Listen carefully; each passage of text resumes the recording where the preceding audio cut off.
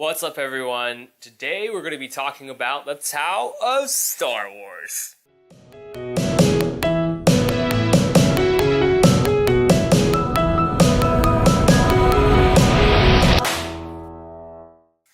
Alright, my name is Jack, and today we're going to be talking about the Tao of Star Wars. First of all, disclaimer, when I talk about Tao, it's not technically the Tao. I'm more talking about Eastern philosophy in general, Taoism and Buddhism. So what's interesting about Taoism and Buddhism? First of all, Taoists, people who practice Taoist and Buddhist philosophies, I think exhibit some really amazing abilities in real life. Be able to withstand really cold temperatures, being able to block sharp objects using chi, and be able to hit things with great amount of force.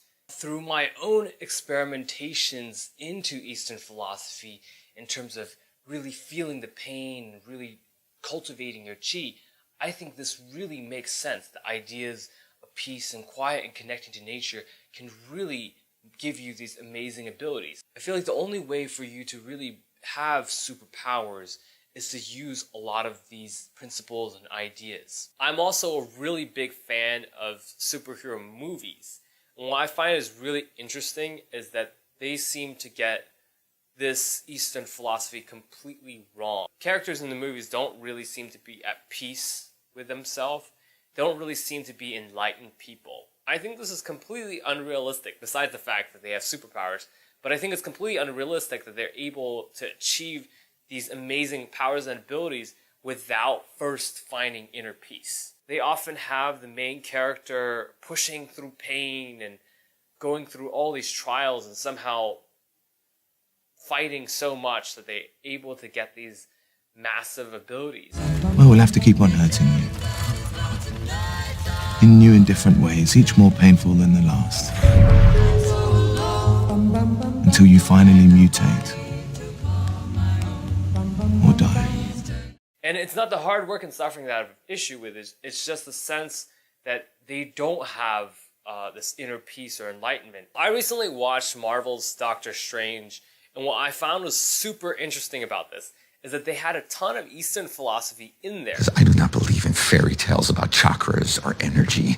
However, I feel like they got that wrong. They got the whole Eastern philosophy wrong. In the very beginning, the Ancient One strands Doctor Strange in the middle of the Himalayas in order to give him the motivation to create a portal to come back to the sanctuary. She tells him, surrender. And if you know anything about Buddhist philosophy, the surrender to suffering, the conquering of suffering. This is actually an incredibly effective technique in terms of dealing with pain and depression. You have to surrender to it, allow it to happen, notice it, make it a part of you. When Doctor Strange finally gets back to the sanctuary, when he's finally able to make a portal to come back to the sanctuary, he doesn't seem like he's surrendered to the pain. He seems like he's fought the pain with everything that he's got, and as a result is completely exhausted.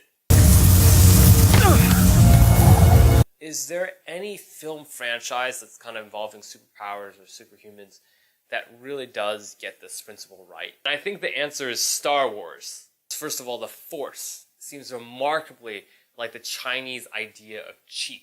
The Force is what gives the Jedi his power. It's an energy field created by all living things. It surrounds us and penetrates us. It binds the galaxy together. So in Chinese philosophy, the idea of chi also gives you great power. You can use it to shield yourself, use it to hit with great force, and they also believe that chi is really connected to nature and life forces throughout the world. The interesting thing that I find about Star Wars is that there's a Jedi and there's a Sith. The Jedi are good and the Sith are bad.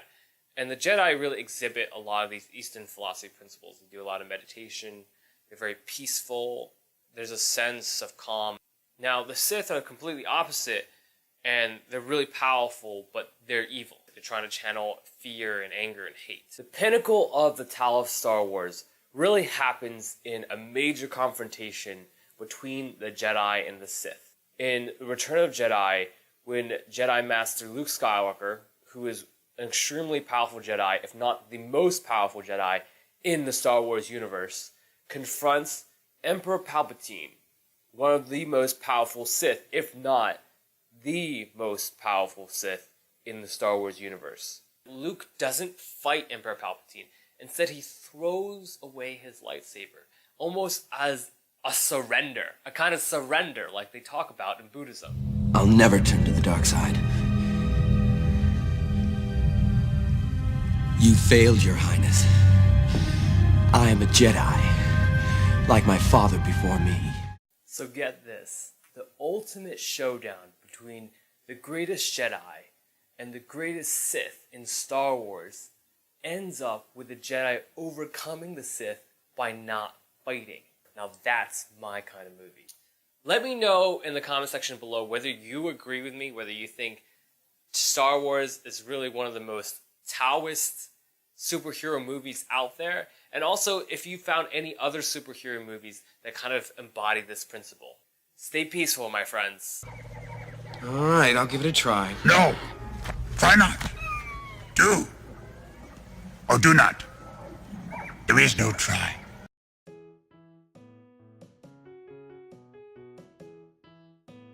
Hey, what are you doing? I'm meditating. Ah! Ah! You don't even have your legs crisscross applesauce style.